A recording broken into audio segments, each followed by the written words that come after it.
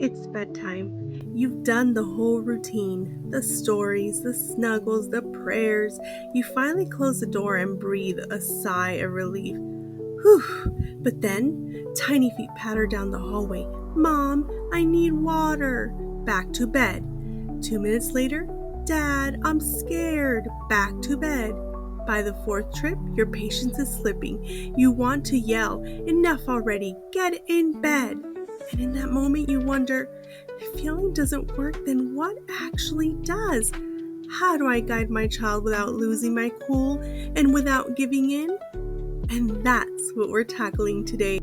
Welcome back to Little Feet Big Guidance, the podcast that walks with you through the everyday joys, challenges, and surprises of parenting. I'm the Nurture Navigator, and this is your safe space to explore practical parenting tools grounded in faith, science, and love. I'm not a parent myself, but I've spent years as a teacher working with children, studying behavior, and walking alongside parents. I've seen firsthand what works and what doesn't when it comes to guiding little hearts and shaping character. In this podcast, I bring you insights from trusted voices in child development, such as Ellen G. White's timeless wisdom, Dr. Bruce Perry's groundbreaking neuroscience, and Marshall Rosenberg's compassionate communication principles. All of that combined with biblical truth so that you have a clear, reliable path for raising children who are not only well-behaved, but confident, empathetic, and secure. Are you ready? Good! Yelling often feels like it works, doesn't it? And sometimes it might get immediate compliance, but here's the reality. Over time, yelling stops being effective. Why? Children start to tune it out, and compliance drops, and the behavior may even escalate. Have you seen this before? Yelling doesn't teach children the skills we really want them to learn. Empathy, self-control, patience, or problem solving. And the heart connection suffers. Yep, there's a disconnect there. A child may obey on the surface, but fear or frustration drives their choices, not understanding or respect. We've heard this part before, especially if you've been with us through past episodes. We've talked about how when a child feels overwhelmed or threatened, the brain goes into survival mode, right? Fight, flight, or freeze. We've said it many times. You can't reason with a child who doesn't feel safe. That's true, and it matters. But today, let's not just hear it again, let's understand it deeper. Dr. Bruce Perry, a child psychiatrist and brain development expert, reminds us that the brain works from the bottom up. At the bottom is the brainstem. That's the survival brain. Then the emotional brain, and only at the top is the thinking brain, the one that handles logic, empathy, and self-control. All right, picture that. So when a child is dysregulated, upset, or afraid, it's the lower brain that's in control. And if we try to lecture, correct, punish, well, in that survival brain, it doesn't work. Not because the child is ignoring us, but because their brain literally can't process our words. That's why Dr. Perry says, regulate before you educate, connect before you correct.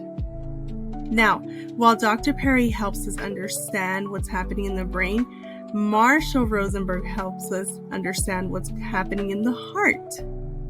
He reminds us, all misbehavior is a form of communication. When a child is yelling, defying, or acting out, they're not being bad just to be bad.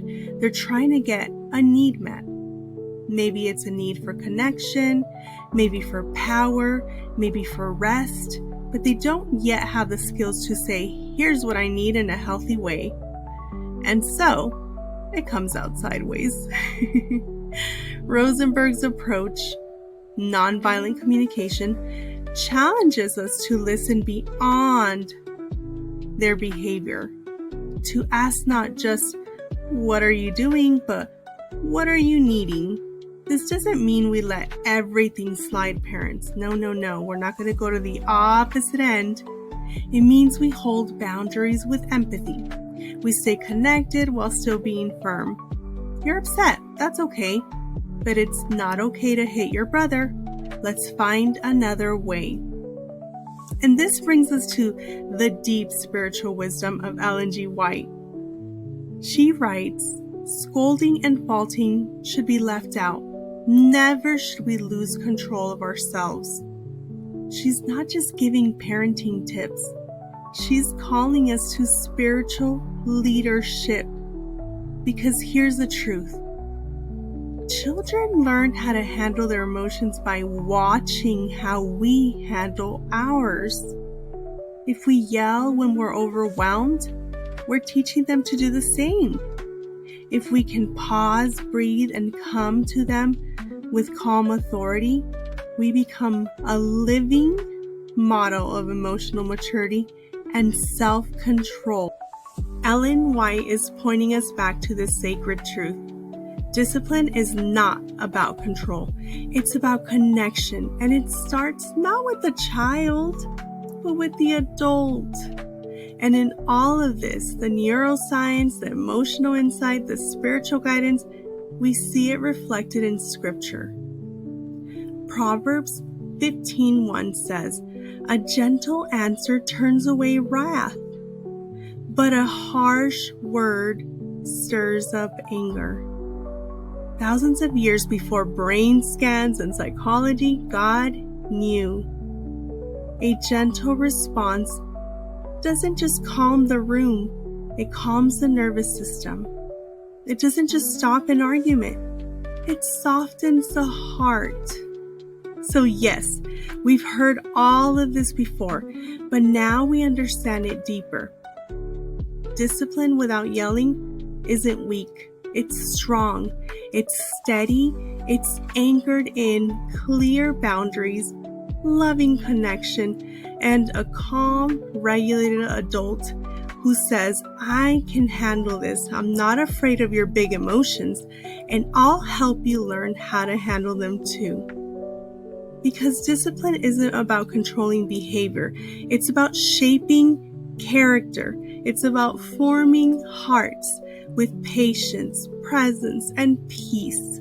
So back to bedtime. Instead of raising your voice, take a deep breath, though hard, and step towards your child.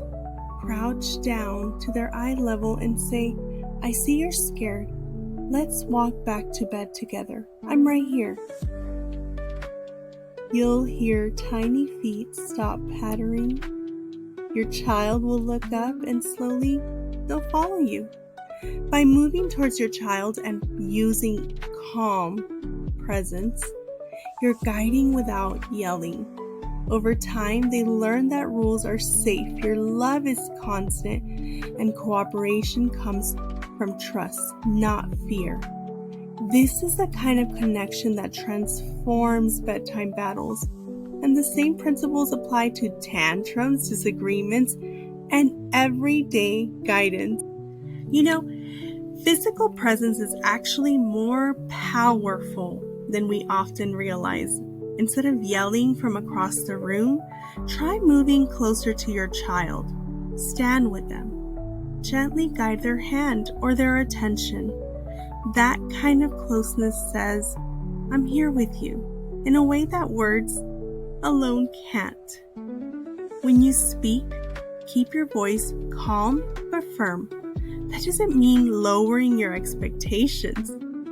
It means lowering your volume. You can be clear and constant without raising your voice. The key is to connect first, then correct. Remember? Start by acknowledging how they're feeling. Say things like, I see you're upset, or I know this is hard right now. Recognize the need beneath the behavior before jumping into the lesson. And here's the beautiful part. Even small intentional changes in how we respond make a huge difference over time. Those moments of calm, empathy, and connection build trust and understanding. It's not about perfection, it's about presence. This week, notice moments where you'd normally raise your voice, but this time, pause. Move towards your child.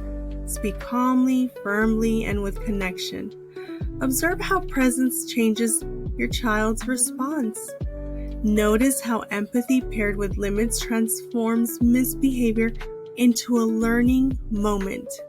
And reflect on what shifts for both you and your child. Maybe the stress, the cooperation, and the heart connection, maybe all of those. Every small shift helps your child learn self-control and respect while strengthening your bond. Thanks so much for hanging out with me today on Little Feet Big Guidance. Remember, yelling might stop behavior for a moment, but it doesn't shape hearts. Connection does. If this episode gave you some much needed perspective, subscribe so you won't miss the next step in our parenting journey. It also really helps the channel, so give it all these likes and share with your friends. Next week, we'll explore episode 7, how you're using consequences wrong. And yes, sometimes learning comes with a little mess, a few spills, or the occasional oops moment. Parenting isn't about getting everything right. It's about showing up, staying calm, and helping little hearts grow, even when the hallway looks like an obstacle course. Keep going, one little footstep at a time.